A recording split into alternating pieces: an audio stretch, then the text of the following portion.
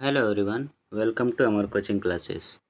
आज हम डिस्कस करेंगे प्रेजेंट कंटिन्यूअस टेंस में, जिसमें टेंस के सीरीज़ में हम बाकी सभी टेंसेस कंप्लीट कर चुके हैं, जिसमें present indefinite, present perfect continuous and past के सभी कंप्लीट हैं एंड फ्यूचर के सभी कंप्लीट है। आप प्लेलिस्ट में जाकर देख सकते हैं। ठीक है, आज हम डिस्कशन करेंगे प्रेजेंट कंटिन्यूअस टेंस के बारे में। ठीक है, तो अबाउट टू द आइडेंटिफिकेशन, अगर मैं प्रेजेंट कंटिन्यूअस टेंस के बारे में आइडेंटिफिकेशन की बात करें, किसी भी वाक्य के अंत में रहा है, रही है, रहे हैं इत्यादि शब्द आएँ तो this sentence belong to present continuous tense.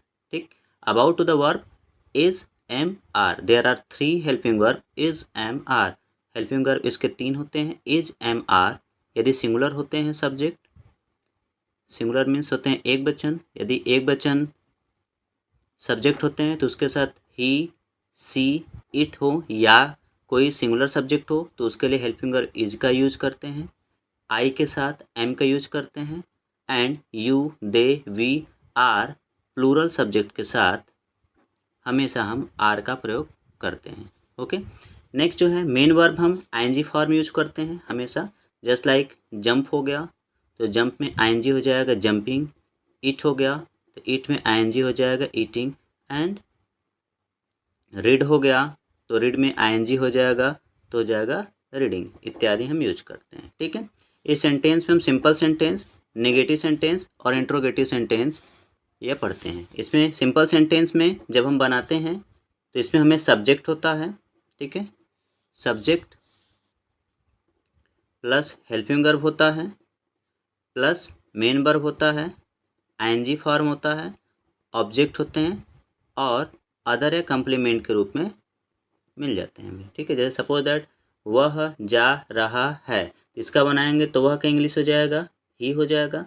अभी क्या है, सिंगुलर है, रहा है, यह बता रहा है कि प्रेजेंट कंटिन्यूअस टेंस है, ही के साथ हेल्पिंग वर्ब लगेगा इज, क्योंकि ही क्या है, सिंगुलर। अब मेन वर्ब आ जाते हैं, जाना, जाना को तो गो, गो में आईएनजी हो जाएगा तो गोइंग और यहाँ पर फुल स्टॉप हो जाएगा। मीन्स वह जा रहा है तो इसका हो जाएगा he is going. Okay, next है हम लिख रहे हैं, पहले हम के इंग्लिश लिखेंगे।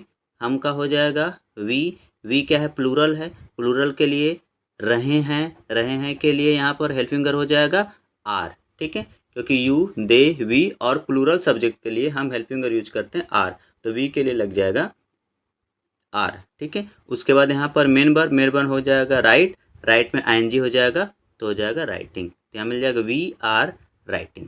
क्लियर। नेक्स्ट है मैं सो रहा हूँ, तो मैं की इंग्लिश हो जाएगा आई और आई के साथ हेल्पिंग वर्ब लगता है एम। ठीक है, आई के साथ एम, उसके बाद सोना, सोना को था स्लिप, स्लिप में आईएनजी हो जाएगा तो मिल जाएगा स्लीपिंग। ठीक है, आई एम स्लीपिंग। क्लियर। तो सिंपल सेंटेंस में हम कैसे बनाएंगे, वह जा रहा है तो वह क्या हो जाएगा ही, अब ही सिंगुलर है, इज लग जाएगा। अब जाने का होता है गो, गो में आईएनजी हो जाएगा गोइंग। और यहाँ पर हम लिख रहे हैं, दूसरा सेंटेंस है तो हम के इंग्लिश हो जाएगा वी के साथ हेल्पिंग वर्ब लगता है आर और मेन वर्ब होता है राइट, राइट में आईएनजी हो जाएगा राइटिंग। और नेक्स्ट है मैं सो रहा हूँ, तो आई के साथ एम के साथ सोने का स्लीप, स्लीप में आईएनजी हो जाएगा तो स्लीपिंग हो जाएगा। ठीक है, ये सिंपल सेंटेंस हो जाएंगे। और यदि निगेटिव सेंटेंस हमें बनाना रहता है तो सब्जेक्ट रहते हैं प्लस हेल्पिंग वर्ब रहते हैं प्लस नॉट रहते हैं। ठीक है, और मेन वर्ब रहते हैं, मेन वर्ब में आईएनजी फॉर्म रहता है प्लस अदर होते हैं, ऑब्जेक्ट देन अदर हो जाते हैं यहाँ पे। ठीक है, अब इसको अगर हम देखते हैं सेंटेंस के माध्यम से समझने का प्रयास करते हैं, वह नहीं जा रहा है तो वह इंग्लिश हो जाएगा ही।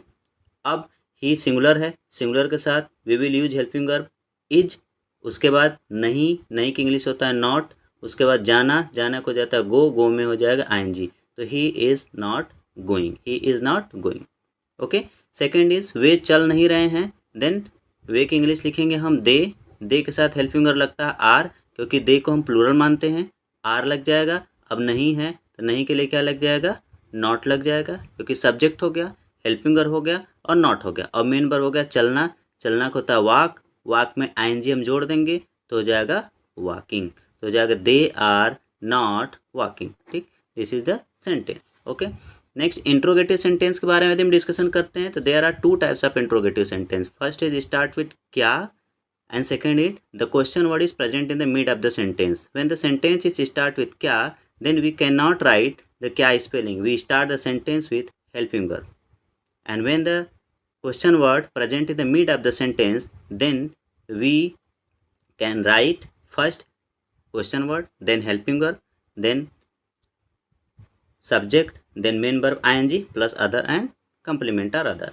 सपोज दैट यहाँ पर है इंट्रोगेटिव सेंटेंस में जब क्या से शुरू होते हैं टू टाइप्स के होते हैं. जब क्या शुरू होंगे तो हम हेल्पिंग वर्ब से स्टार्ट करेंगे. क्या की इंग्लिश हम नहीं लिखते हैं. सपोज दैट यहाँ पर हो गया क्या श्यामा खाना बना रही है. ठीक है, तो क्या है तो क्या की इंग्लिश हम नहीं लिखेंगे. ठीक है, हम यहाँ पे स्टार्ट करेंगे हेल्पिंग वर्ब से.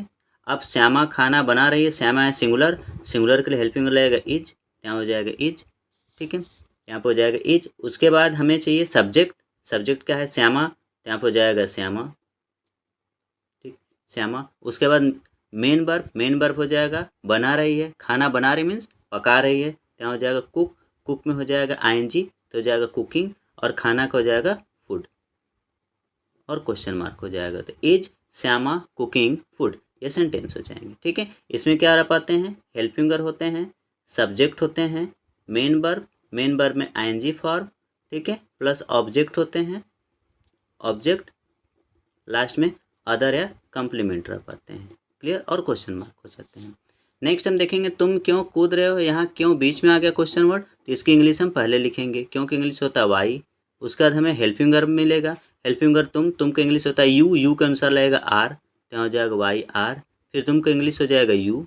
ठीक है, उसके बाद मेन वर्ब होता है कूदना को हो जाएगा जंप में आईएनजी जोड़ देंगे तो हो जाएगा जंपिंग और क्वेश्चन मार्क लगा देंगे. तो यहाँ हो जाएगा वाई आर यू जंपिंग. ठीक है, इसे मीन्स क्वेश्चन वर्ड जब बीच में आएगा तो इसकी इंग्लिश हमें लिखना रहेगा, लेकिन क्वेश्चन वर्ड यदि आगे आ जाएगा तो इसकी इंग्लिश हमें नहीं लिखना रहेगा, हमें हेल्पिंग वर्ब से स्टार्ट करना रहेगा. क्लियर. नेक्स्ट यदि हम देखें मैं कैसे वहाँ नहीं खेल रहा हूँ, ये इंट्रोगेटिव नेगेटिव सेंटेंस है. तो कैसे बीच में आ गया तो इसकी इंग्लिश हम लिखेंगे. कैसे की इंग्लिश हो जाएगा हाउ.